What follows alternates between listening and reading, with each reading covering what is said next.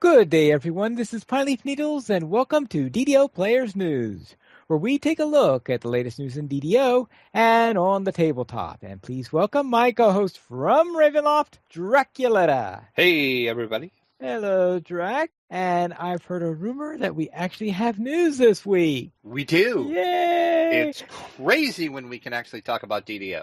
All right, then let's head into for update 32, which on Lamania, Caneth Crafting Preview. Ooh, does this mean that they're finally getting around to actually doing something to Caneth Crafting? If you were on Lamania this weekend, you would know the answer to that question. I did not log into Lamania this weekend, so I don't know. I know a lot of people did. I was reading the Lamania boards. Views were kind of mixed on the new crafting system, but overall, I think most people liked it, and it sounds like they are in the right direction that they're going with it. So then on Friday night, there was an event with a bunch of the devs. They were on there talking to people, kind of answering some questions, explaining how things were going with the new crafting. So I guess we'll see. Wait, so how does it work now? Well, it's I meant on the Lamania, not in the. It's the updated crafting system that they're doing. The crafting itself is the same. It's just the recipes are changed, and the amount of experience that you need to level has changed as well. And then, of course, with the new recipes that we talked about a couple weeks ago, you can craft new items onto your weapons and yada, yada, yada. So if you're a crafter, you should go on the Mania when it comes back up, which I'm assuming it'll be back up this weekend. That's usually the cycle that they go through. There is, something on the Mania. They test it, people use it, people report on it on the Mania threads. It comes down during the week, goes back up the next weekend with updates. So we'll see if that's the case, but I'm assuming it will be. Are there any other changes other than the crafting updates? Yes, there was. The bulk of it was crafting, but there is a few other changes. The big one is now there is character copy back on Lamania. That has been down for a long time, so it's exciting. It has? Yes, it's exciting to see that back up. And the big change with it is you no longer have to go to the character copy website to do it. You do it directly from the Lamania client. There is a big copy button on the client, and you click that and then choose Lamania and choose your character, and off you go. Now, is this similar to what they do on Lotra these days? Yes, I do believe it is. Okay, so is it on the launcher then, you said? Yes. Okay. Lamania only. It's not on the regular launcher, just so people are I know people are going to say, hey, I don't have a copy button on my launcher. If you download Lamania and install it, you'll have a copy button. It's Lamania only, but yes. But yeah, I think it is exactly what Lotra's doing, which makes sense. All right, so then I'll presume then that if there are hundreds of people all doing copies at the same time, it takes an hour. If you're the only one who's doing it at the moment, it takes about 5 seconds. I would say that's probably the case. Like I said, I didn't actually try it. If Lamania is back up this weekend, I will try it and test it out, and we will test that theory out.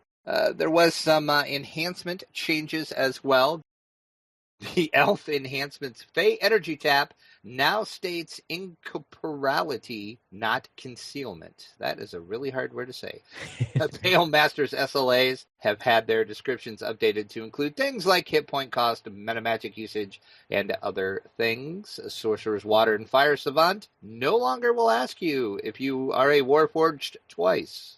And Merciful Shot now scales with range powers. And you know what happens when I read that in the patch notes for Lamania. I'm sure you do. What now scales with ranged powers? Mm-hmm. What? Okay, you brought on a huge amount of ranged power? No, it was this. Hallelujah, hallelujah, hallelujah, hallelujah, hallelujah. I do enjoy my Merciful Shot. Okay. And now that it's working correctly, at least on Lamania, I'm a very happy ranger. So that it was basically it for the enhancements. And the other big thing that I think drew out the Hallelujah chorus for a lot of people is players will now earn their proper rewards at the 5,000 favor and above mark. Why, was there a problem with it before? Yes, it was not working. Once you hit 5,000 favor, there was nothing. There was no other rewards. Oh, and it wasn't because they had forgotten to add them. It's just that they added them, but they didn't work? That I don't know. Oh, okay. All I know is they now work correctly. So Okay. people have been clamoring about that for a long time. And that is really about it. You can click over on the link in the show notes, and you can read all of the patch notes. Of course, as always, we should have said this when we started talking about this. This is on Lemania, so it's subject to change. It may or may not be this way when it hits live, whenever that may be, for Update 32. And I know the other thing that I didn't put in the show notes, but I guess we can just squeeze in here now, is there was a thread on the forums talking about the Monk Pass that was supposed to take place on 32. Sorry, it's not going to happen. The dev said there is too many things that they want to do with the monk, and they don't just want to do like a half pass on it. They want to make sure they do it right. So no monk pass this time. They're going to move that to update 33. And all the monks are crying right now. Yeah. And there is now a quest panel tab for Hall of Heroes classics, including Slave Lords and Temple of Elemental Evil. I saw that in here, and I'm not exactly sure what that means. So I'm really gonna have to go on the money and play with some of this, because we all know I could give two craps about crafting. So I'm really probably not gonna do crafting. I'm just gonna ask Lessa, so what do you think about the crafting changes? And then we'll just have her on the show and we'll have that part covered. So I'll look at all this other stuff though. All right. So therefore, maybe it'll be something similar to the instance panel in Lotro or something like that. Who knows? Like I said, I didn't go on Lemania. But another thing I did cry about, though, is the Hall of Heroes has had its music changed. I'm really sad about that. I love the music that was in the Hall of Heroes. So you had better have added cooler music than what you had before, or I am going to be leading the picket line to get the old music back. Just telling you, Turbine. I'm putting you on notice right now. All right. We'll have to see whether you like the new music. That's right. Let's head into the Chronicle, issue 201. In the community spotlight, City, of course, City plays DDO on Twitter, if you did not know, is offering up some basic advice for some brand new players. So click over and read that. That is a wonderful thing, and there is some good advice in there. So if you know anybody that is new to DDO, point them to this thread and learn some things. Also, Jeff Herbert, DDO Gamer, creates an explosive GIF. So click over to view it. I won't spoil it. Just click over and view it. It's pretty cool. In the fan site news section of our Chronicle 201, DDO Cast has some advice for new players. They had a little roundtable for new players. So click over and listen to that. Damsels of DDO did Search and Rescue. So click over and watch their show. And also, in the fansite news section, DDO Gamer is celebrating the Chronicle hitting 200 episodes. And finally, rounding out the fansite section, Ginger Spice runs Waterworks at level 5 on Elite. That is for his new gnome project, I do believe. So click over and see what Ginger is up to. Well, it sounds like since someone who is a good player should be able to do that without too much trouble. I mean, I would get squashed in it, of course, but you probably would. You tend to be a little squishy. I'm just saying that. And of course, we have our Chronicle comment of the week. Do wizards wear sunscreen, and would it impact their ability to cast? Do wizards wear sunscreen and would impact their ability to... Well, I see no reason why it should affect their casting ability in any way, whether or not they wore it. I mean, it might affect it that if they were in the desert, it might leave off the distraction of being sunburned or something like that. See, you're trying to use logic. Yes, I'm trying to use logic on it. Why? Is there anything? It sounds like a rather weird question. You know, I think Cordovan is running out of questions, so he's just coming up with weird stuff at this point. But, you know, you got to give the guy a break. He's had to come up with like 201 questions, so yeah, it's kind of hard to come up with, just like if you've noticed, we haven't had any polls lately, because it's hard to think up of questions to ask, so Give him. Well, there is that. And then finally, in our Chronicle, the official screenshot of the week is Sochan chills with his buddies in the 281st And DDO those are quite, screenshot of the week. and that's quite a pair of buddies. He's got some owlbears, and he has a panther.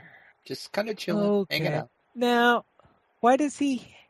What is the real circumstance of those owlbears, since he's not in combat with them or anything like that? And because the panther I could see as being the promo item from, Which that's what the panther is, correct? yeah, but the owl, I don't think there was a full size owlbear as a. I do not know how he got that screenshot. Yeah. When I first saw that, I wondered that too. Yeah. I'm not sure where that screenshot takes place, so there might be some owlbears somewhere that won't attack you that you could, but I don't know. All right, then let's head into the store sales. And is there anything wonderful and exciting? If you're looking for adventure packs, you sure bet it's exciting. 20% off. Select adventure packs and Quest XP elixirs in the DDO store. And of course, we have our pre-sample of the week, which is a long-lasting Bear's Stamina Potion. You get 5 of those when you use the coupon code Bear Stamina, 1 per account. So choose wisely on where you want to get that. Right, then let's head into our site news, and we'll begin with our screenshot of the week, number 54. We're a few screenshots behind the Chronicle. We have to get on that. They have Yeah. us beat by a ton. So people send screenshots in. Well, that's a bit dark. But it's a cool pirate ship. Yeah. And I really wanted to yell, Goonies never say die, and jump off where I was. But see, you wouldn't get that joke, so what's your next question? Is this an underground ship then? Yes, it is. Okay. I wonder how many dungeons in MMOs have been inspired by the Goonies, because we have the Inn of the Forsaken in Lotro, we have the Dead Mines in WoW, and I'm seeing this thing, it's possibly Goonies inspired. I don't know if the devs were thinking of that when they did that, but I often, see that. It's like almost like every MMO somewhere has done a Goonies inspired dungeon. It's because the Goonies are good enough, finally. Okay. See what I did there? Okay. Then let's head into a review. Battle Monkeys. Battle Monkeys?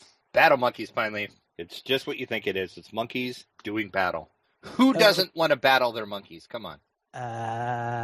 Is this like a monkey war in Don't Starve Shipwrecked? Sure, if you want to call it that. What you do is this is a battle card game for up to 4 players. You will build your army of 4 different soldier monkeys, and each one of those have different attack and special abilities that you can use, and you are trying to defend your general. You have 20 points, life points that you start out with, and you do not want to get down to 0, because once you get down to 0, you are dead. The point of the game is to kill the other monkeys and be the last monkey standing. Right. It is a really fast play game. You basically draw a card, play it if you can play it, do whatever, battle, or pass your turn. Really fast play, really well done. The artwork is great on it, loved it. Did have a little problem with it. There was 2 cards in it that were crazy overpowered that pretty much ruined the game. Oh, ouch. But the developers did say regarding those OP cards, that has probably been the biggest complaint we have received so far, but we do plan on addressing some of the concerns in those expansions, and we will be adding them to the expansion. So that is good to know that they are looking into that. Yeah, one of them is one of your armies that you can have is a spider monkey, and the spider monkey special ability is it always attacks first no matter what. So even if somebody is attacking you, your spider monkey gets to attack first. So if, like, I say I'm going to attack you and you have 4 spider monkeys out there, you could basically kill my army before I even get a chance to attack you, because you automatically get to attack first. All right. That was the biggest one. And then there is a cleric that you can have for your general, and the cleric can heal himself 2 points every turn. So it basically turns into just a battle of attrition. Like, I just keep attacking you, and you keep, like, I do 3 points of damage to you, you heal 2. I do 2 points of damage to you, you heal 2, rinse and repeat. So, but they are going to address that, so that's good. Fun game, loved it, had a fun time playing it, and want to thank Endless Spiral Games for sending over the review copy of Battle Monkeys. And you can pick it up either through their website or over on Amazon, which I've linked in the full review article. All right, here's my question for you. Sure. How is it that it's slightly more than a year away that you already have the countdown for Gen Con 2017? Because why wouldn't you, Pineleaf?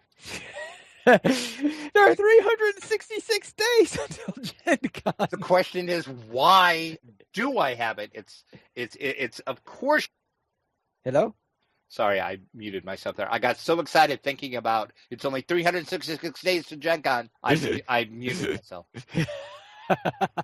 I might be a tad excited about the new next gen. Apparently. So let's go beneath Nexus, and you have a review for this also. And what exactly is Beneath Nexus? This is a brand new, not yet out, but up on Kickstarter, asymmetrical dungeon crawling card game. We talked about this probably 3-4 weeks ago, maybe. It's been a while that we said it was coming. It is for 3 to 6 players.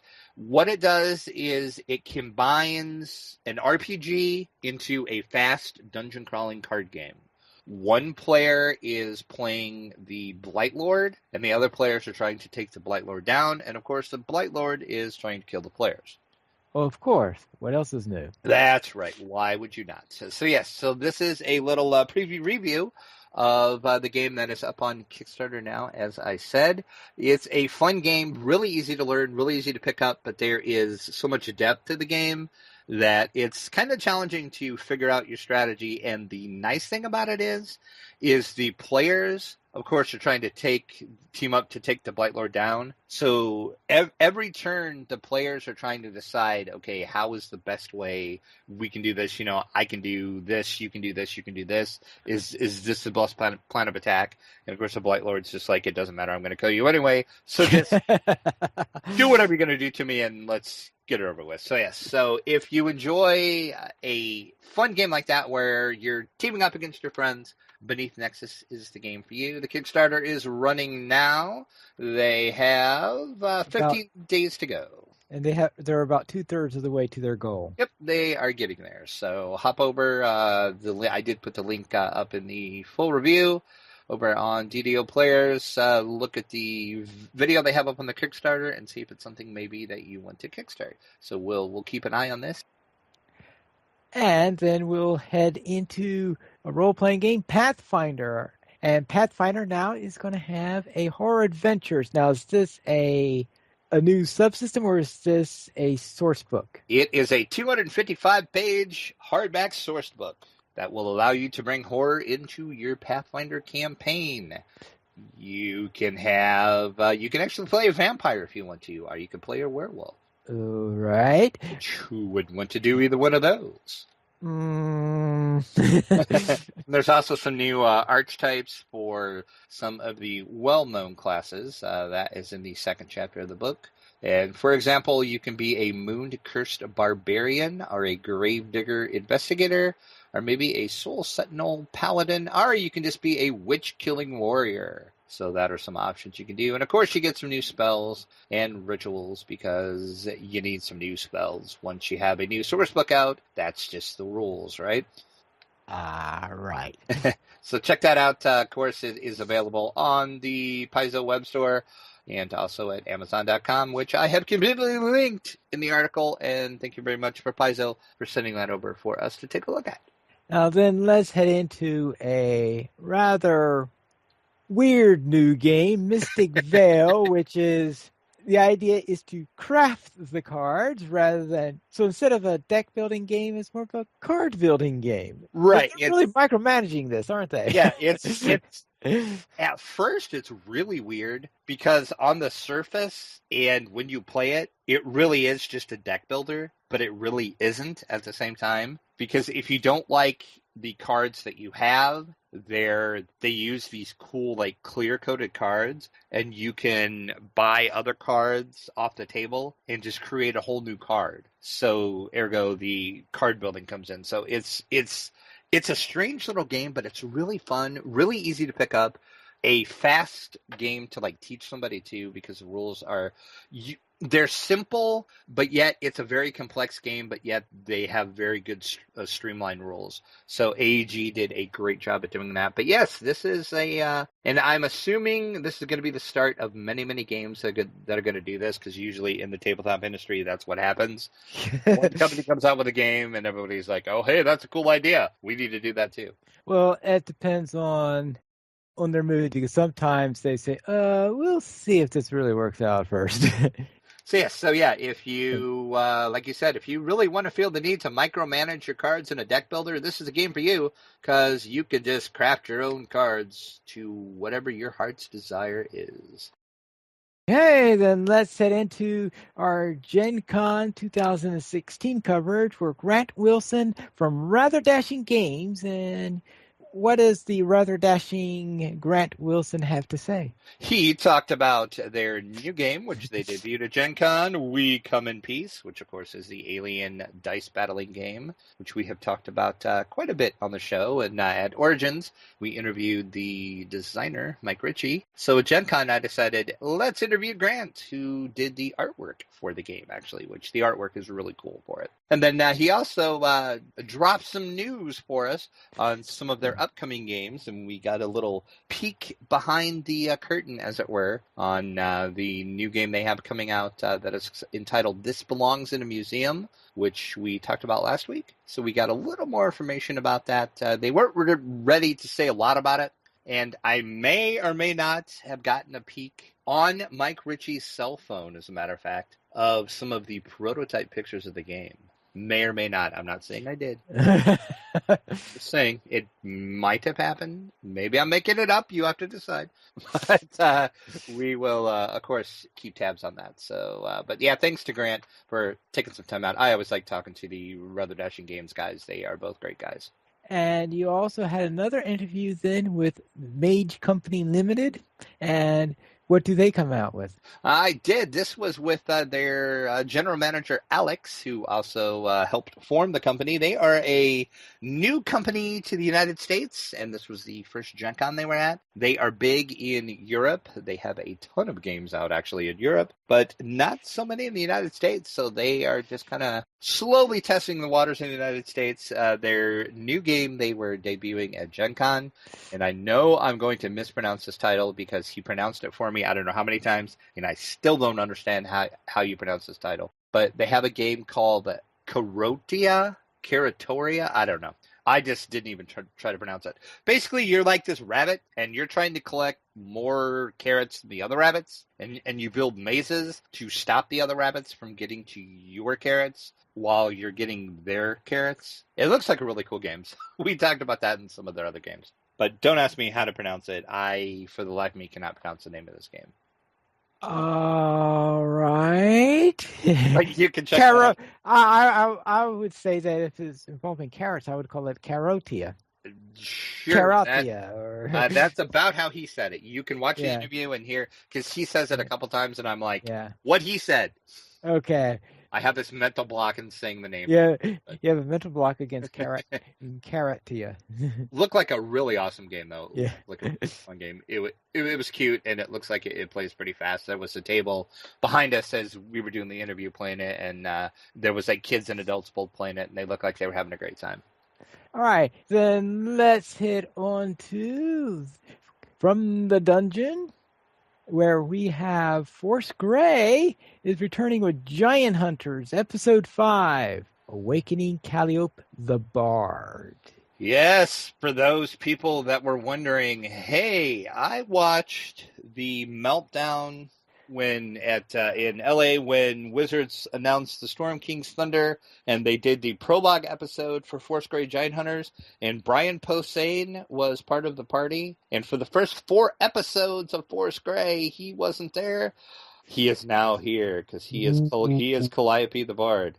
The party I said, last week we talked about episode 4. They met the Sun Dragon. They got a ride from the Sun Dragon who took them to the complex of a wizard. They have to go in and try to find a piece of the rod that they need.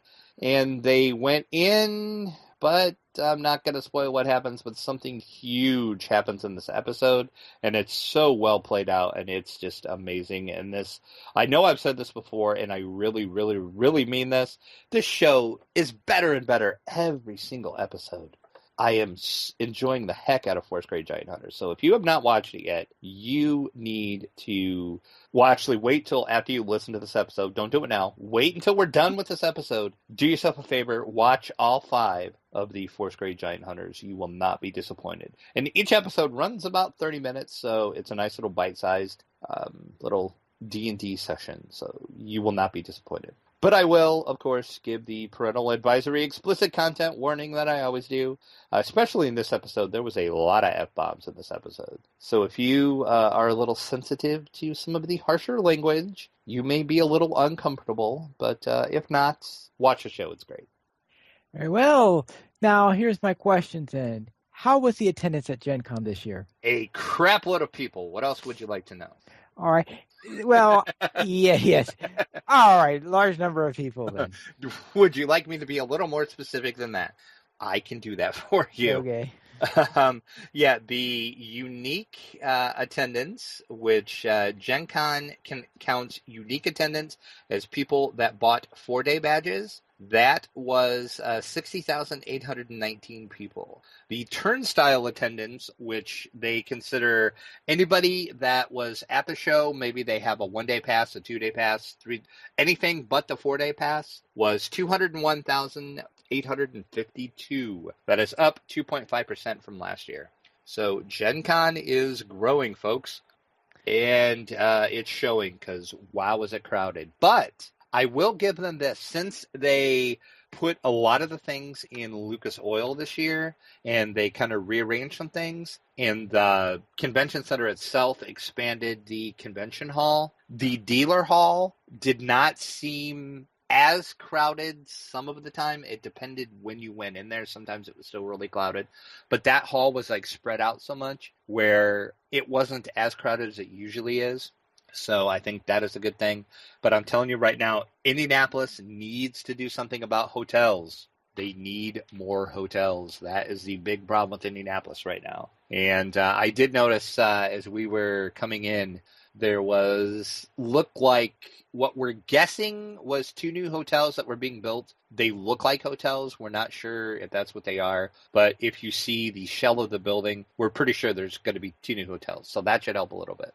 All right. Now, here's my question. Mm-hmm. What did Gen Con start out as? Because if next year's going to be Gen Con 50, that means that Gen Con is older than Dungeons and Dragons. It is. Right. So if it's older than Dungeons and Dragons, then what did you have at the first Gen Con? Wargaming. Okay, so it started out as a... Yes. Gary Gygax started out as a wargame-only convention. As a wargame-only convention. When was TSR founded?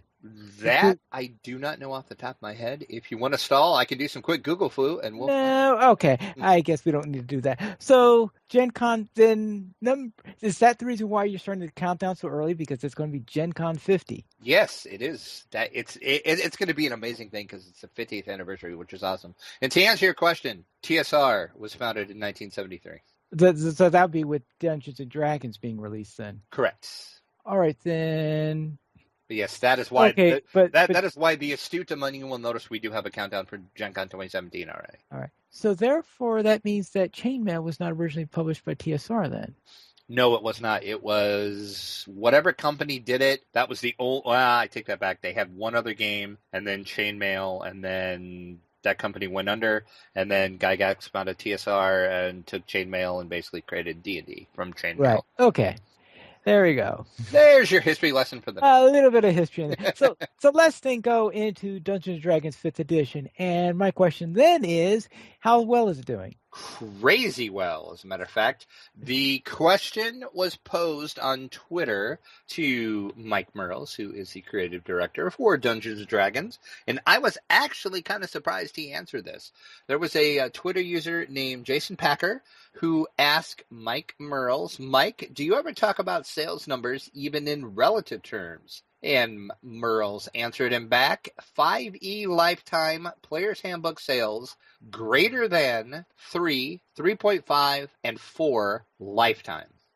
And seeing that the lifetime of 5e is a lot smaller than that of the other two at the Exactly. moment. So it's selling amazingly well. And then a user called Going Last said, holy cow, is that in dollars or in units? And Merles answered back, units. Dollars is cheating because the 5e Player's Handbook retails for more than the prior editions. Costs go up, etc., etc.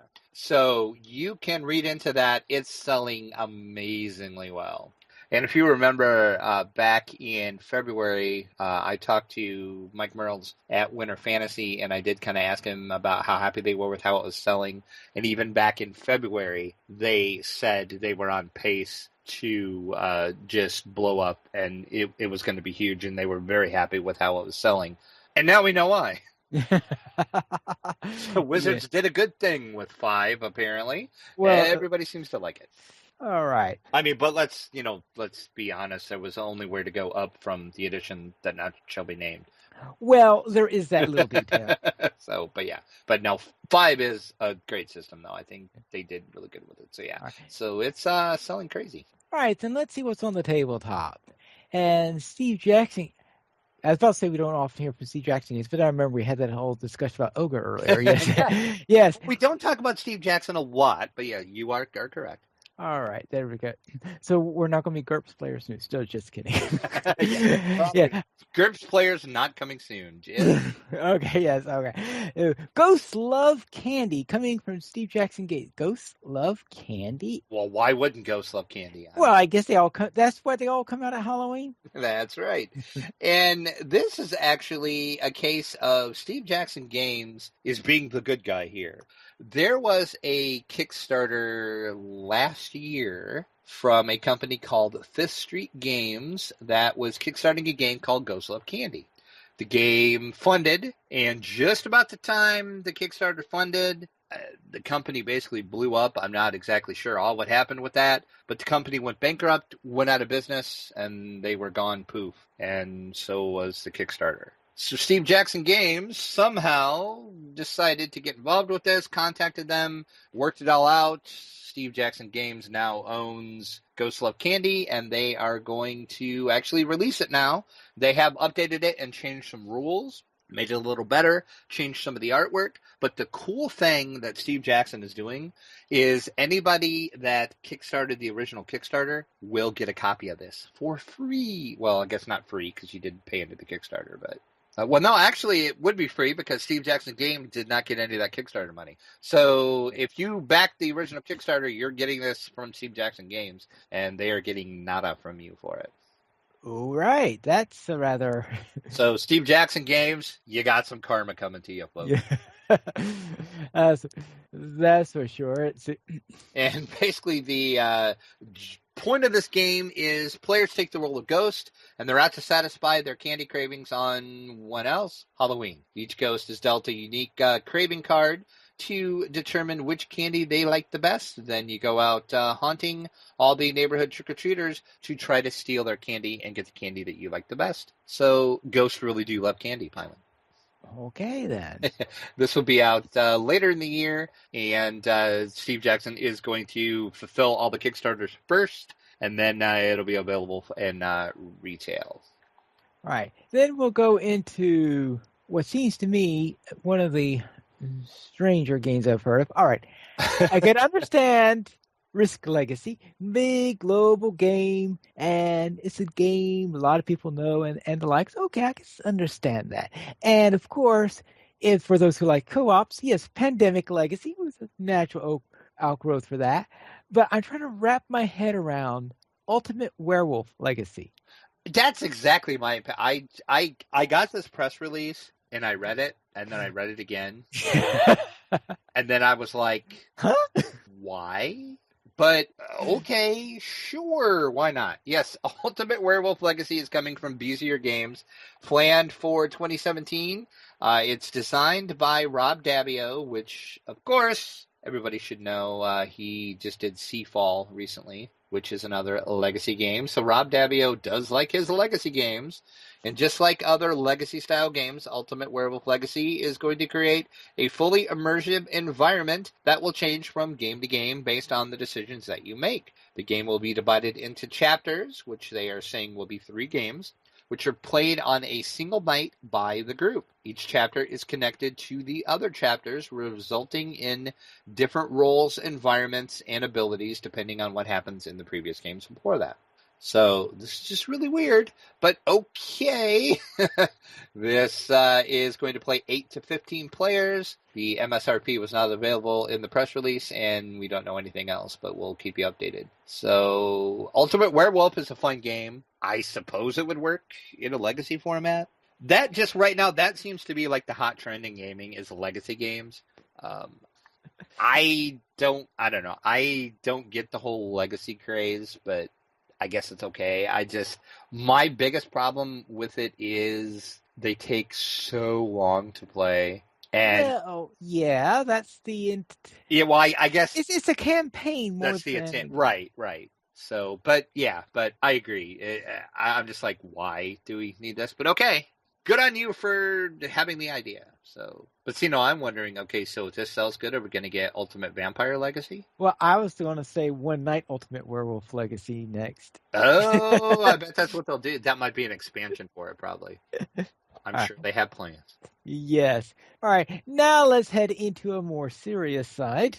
And another kind of strange idea for a game, but yeah. Okay. Well, all right. I've never thought about the 500th and when one thinks about 500th anniversaries of things to celebrate, the last thing I would have thought is the 500th anniversary of the Reformation, because Sola Fide, the Reformation, is coming from Stronghold Games. That is correct. Stronghold Games did partner with German publisher Spielworks to produce the aforementioned Solidified, the Reformation, just in time for the 500th anniversary of the religious conflict.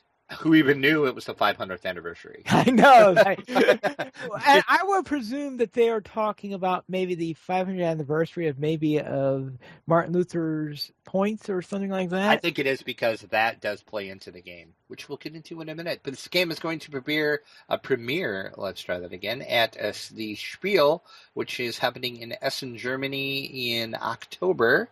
In Solidified, the Reformation, one player is going to take the role of the Protestant movement while the other plays the Catholic establishment. Players attempt to install Reformation in the Holy Roman Empire, and of course the Empire is trying to prevent it, battling the Holy Roman Empire's imperial circles.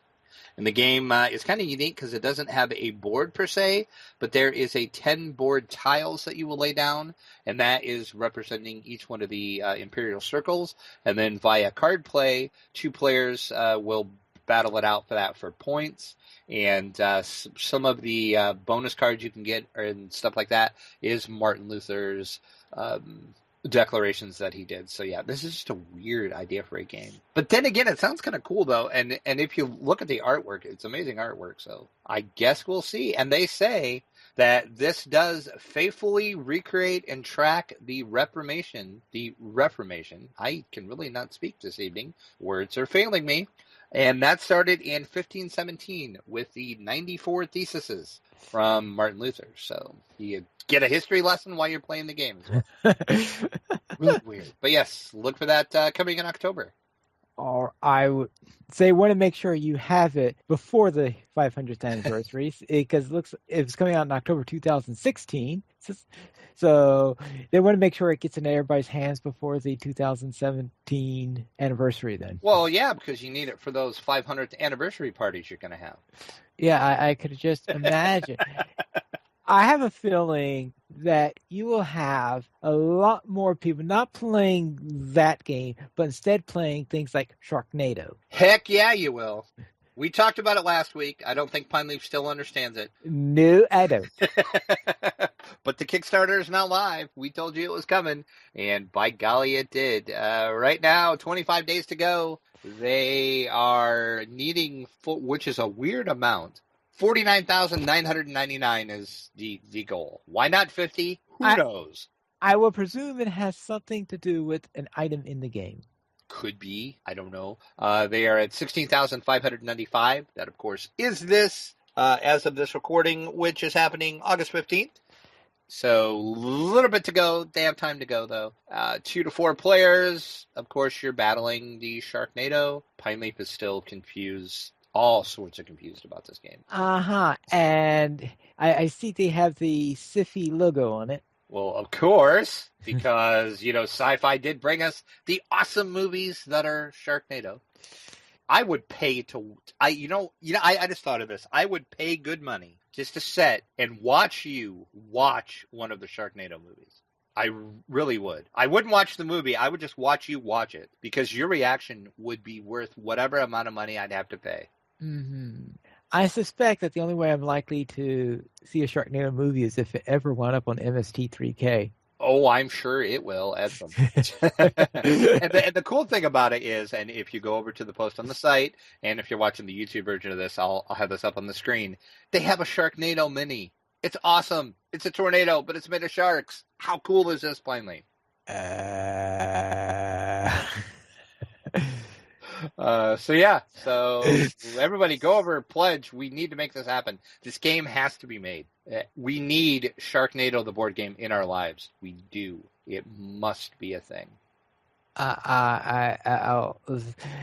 We will progress so I can get over the shock of this, and we'll head into our week in gaming. Drac, what have you been up to? Well, as you're going about to find out, not much in DDO. As you can tell, I did three reviews this week, so I was playing a lot of tabletop games this week. So my week in DDO is pretty much what you're going to talk about in a little bit, and that's all I did. But this week I'm going to play more DDO because the damsels roped me into playing with them tomorrow night, so I'll have that, and we're going to play, and then I'm going to try to get my friend to play again because we haven't played with our Wizard Rogue combo for a while, so DDO will happen this week, I promise. All right. But in board games, I did do a lot of board gaming. Of course, I played the Battle Monkeys and the Mystic Vale and the Beneath the Nexus, all for review. So we did those. And then another game I played for an upcoming review will be the Goonies Adventure card game, which we have talked about previously on the show. I talked to them at Gen Con, and they were like, hey, we have the game for you to review. So they gave me the game. So I got my review copy of that at Gen Con. I played it once. Played it with 4 people. I'm going to play it solo to see if my opinion changes. But as of my opinion, my friend's opinion, and his 2 kids' opinion, is you cannot win that game. What? There is no way to win. But that's I'm going to see if solo play plays different because I think you won't burn through as many cards with maybe it's just a 4-player game, but we played 2-3 games and we lost every game, and I just don't see how you can win that game because at least in the 4-player version, you're burning through a lot of cards, and one of the lose conditions is if you run out of cards. And there's some other conditions that happen fairly quickly too. But so I'm going to play it solo because there is a solo variant of it in the box. So we'll see if solo works, and I want to try like a 2-player version too to see if that helps. But so far I'm saying 4-player. If anybody, any of the Kickstarter backers that picked theirs up at Gen Con that might be listening to this, if you had played this with 4 people and you have won, please write in to the show. Send me an email at podcast@ddoplayers.com and tell me you played 4 players and you won the game and how you did it, because we can't figure out how to win with 4 people. That being said, it's really fun. Oh my God, it's such a fun game. Even if you don't, I think it's better if you've seen the movie because you have the whole nostalgia feel for the movie. But even I think it would be a fun game on its own if you didn't understand the movie. You're going to be a little confused about some of the cards, and you might not get some of the jokes that are in the game. But great game, so that's my little mini review. I'll have a full review up on the site pretty soon. So that was it for board gaming. And then at Gen Con, I tested out the Meta Arcade digital version of Tunnels and Trolls. And then I talked to Ken St. Andre, who is the creator of Tunnels and Trolls, which those interviews should be coming up this week. I have them scheduled to release, so you can see all those here in the next few days up on the site. Well, that got me kind of nostalgic for Tunnels and Trolls. And then there is a podcast that I listen to that is called the Grognard RPG Files. And I will put a link in the show notes for that website. If you are not subscribed to this podcast, you really need to. It is a great podcast. What he does is he goes through older RPG games, and he has two episodes for him. And I hear Pinely frantically typing right now to look at this. So I heard your keyboard. You weren't hiding it from anybody. But so the Grognard Files just started their 2-part episode on Tunnels and Trolls. And that really got me all nostalgic for it. So I thought, you know what? I'm going to play some Tunnels and Trolls. So I broke out my Tunnels and Trolls. I rolled up a character, and I ran through the solo dungeons. And yes, I died many, many times. Dragon's Dungeon, that one I actually almost got to the end, believe it or not. And almost. Almost, and then I died. Death Trap Equalizer Dungeon, I died in the first room. So there you go with that. Naked Doom, I got a third of the way through, and then I died. So that was a successful Naked Doom. I've never got that far before. Then I did the toughest dungeon in the world. I died in like the third or fourth room or something. So. Well, I think the title says it all for that one. Exactly. Yeah, that is a really tough dungeon. And then the final one I did is the one that they were giving away at Gen Con. If you checked out the digital version, it is called Grim Tina's Guard, and this is a brand new adventure. And that one I almost got all the way through before I died. And got all the way through. Here's a little hint for you. Okay. The 100th episode of the show is coming up. You will want to tune in for that if you are interested in Grim Tina's Guard and Tunnels and Trolls. That's your little teaser and your hint. Listen to the 100th episode. All right. All I'm going to say. So, that was my Tunnels and Trolls experience. Fun. I died, but that's kind of the point of Tunnels and Trolls. So, what are you going to do, right? The game trolls you. It does, and it does it so well. And then the only other thing I did this week is in Dungeons & Dragons 5e, I did some DM prep work as I'm getting ready to run through with my friend and his kids. We were originally going to do Death House, but then my friend and I were talking, and we decided that would kind of be pretty evil to do to his kids because they would pretty much die.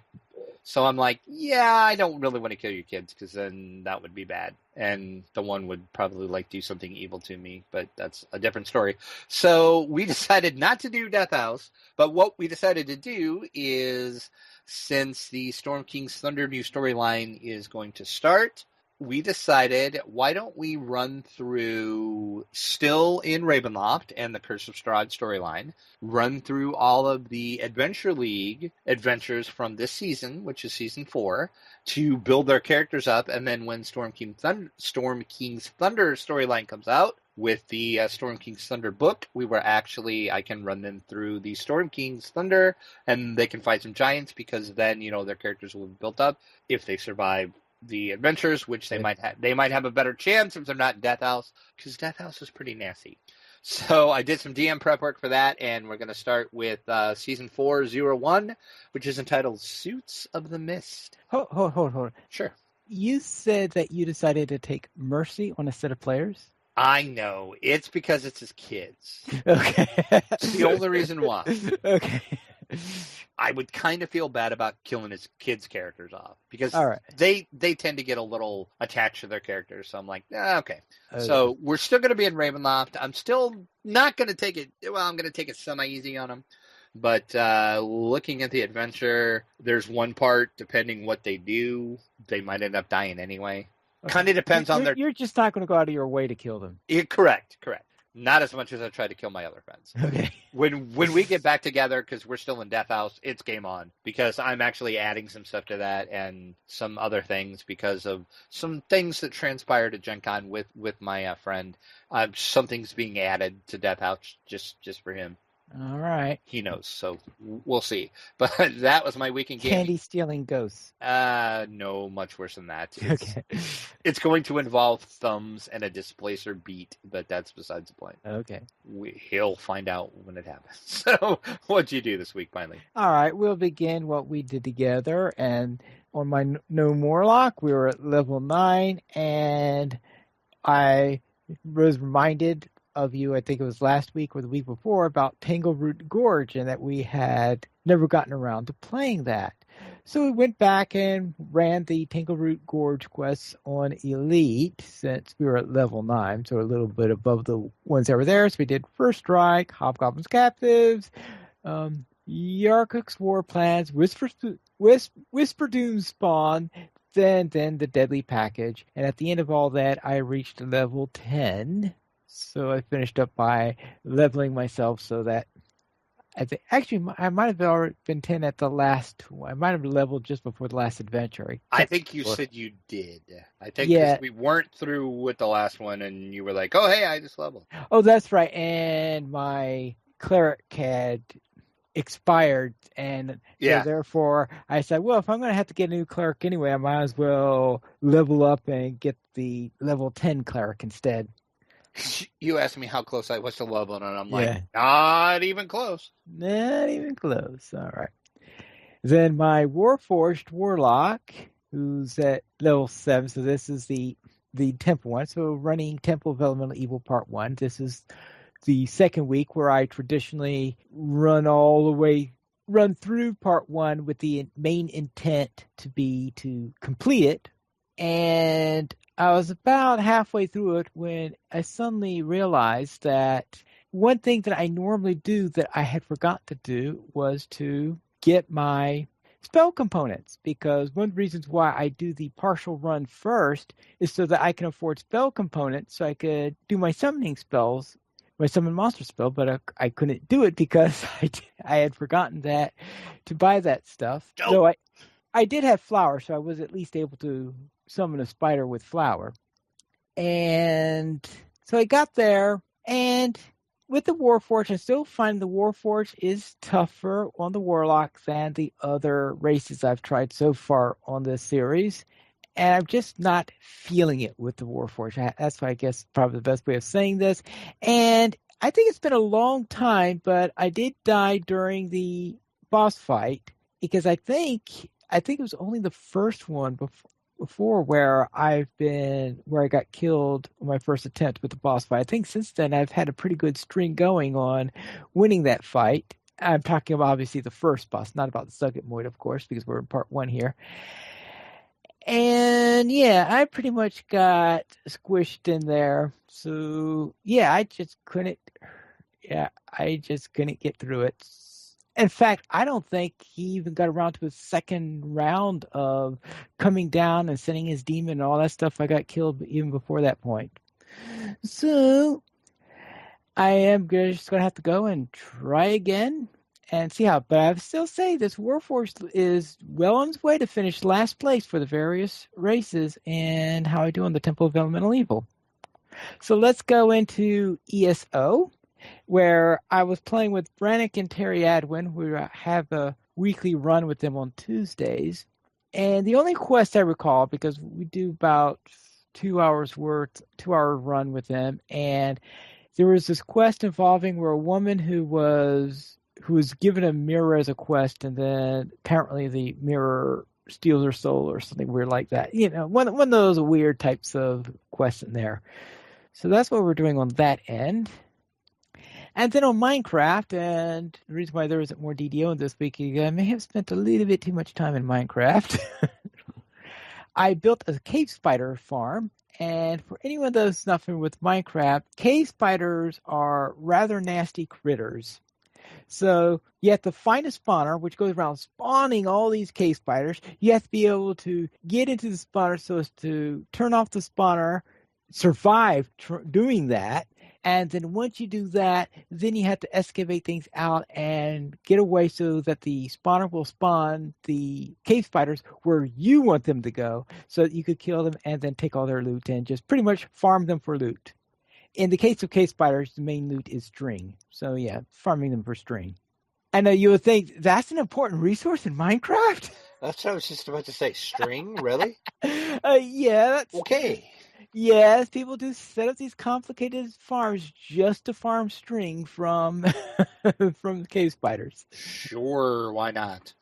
Well, I do have a problem where in my home base I do have a lack of sheep. So therefore, that's the other thing I could remember what happened to I was gonna say it's my because all sheep. those wolves. That's Yeah, why. yeah.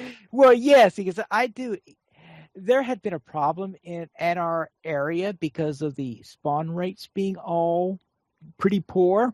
And in fact, they're even considering just rebooting and restarting with a new season and ditching the current world and replacing it because it looked like it was broken into this. Well, they found a way to fix it without restarting and all that stuff. And oh yeah, so if I had a wolf come in and being able to cheat, now there are more wolves all over the place because I live in a mega taiga and that place spawns wolves like. Fortunately, they don't attack you, but they do like their sheep. And therefore, I'm never going to get any sheep around this place. I'm sure I'm going to go to an area and all the sheep have been consumed by wolves by now. Therefore, my best way of getting wool then is to take 9 string, put them together, and that will create wool for me. So, in a way, this is going to replace. Most people get their wool from sheep. I'm going to get it from spiders. Okay, why not? Yeah. Only in Minecraft. Yes. But anyway, I did successfully make this area. Now, there were some times when I was hearing mobs, because they fixed the mob spawning problem, I was hearing mobs pop up all over the place, especially zombies and the like. So I did go and investigate those, and yeah, I did at one point get killed while doing this, and thankfully, just before I did that session, I had spent all of my experience on enchanting. So I had absolutely no experience on me at the time, and if there's a good time to get killed, is when you're at no experience, because then you don't lose all your experience, right? Because I think I had 60 experience before I spent it all on that enchanting, 60 levels, and I spent all of my levels doing that. And that was thankfully, I said, because dying right after spending all the levels is, yeah, it's a good time to die in Minecraft. And I also had this thing with an incident with villagers. Villagers, in this case, is I have my base, my place I'm building up right now, on one end of a river valley. And on the other end of the valley are my villagers. So I have, 500 blocks between these two places. And I had set up another portal so I could go back and forth between them so I could do some trading with them. Well, apparently the villagers had got it in their mind to go through the portal, to go through the nether, which is a pretty dangerous place for villagers, and then into the other portal on my end. I mean, some people work hard to get their villagers to move from a village to their bases. They do all sorts of things, all sorts of mechanisms, and these villagers did it on their own. When they got there, though, I did try to get them into a safe place. So now I put the cordon the villagers into a safe area so they don't get killed by. Well, I don't think wolves kill villagers, but zombies definitely do. So therefore, I try to make it villagers safe for them in that case. But all right, because I was wondering I was going to get my villagers killed and all that. But they're safe and they're near at hand because now I don't have to go all the way to their village in order to trade with them. And here I thought Minecraft was all about just building things, but there's all this violence and death in Minecraft. Who knew? Yes, who knew, right? We currently have 27 supporters on Patreon. If you'd like to help DDO players, simply go to the donations page where you can support the Players Alliance on Patreon. There you'll find rewards, including a mention on the podcast of your choice, or even be a guest with us here on DDO Players News. And I hear that we have a featured comment this week. We do. It is from Eric, who is one of the developers from Devious Devices, and he left a comment on the Sharknado the board game post.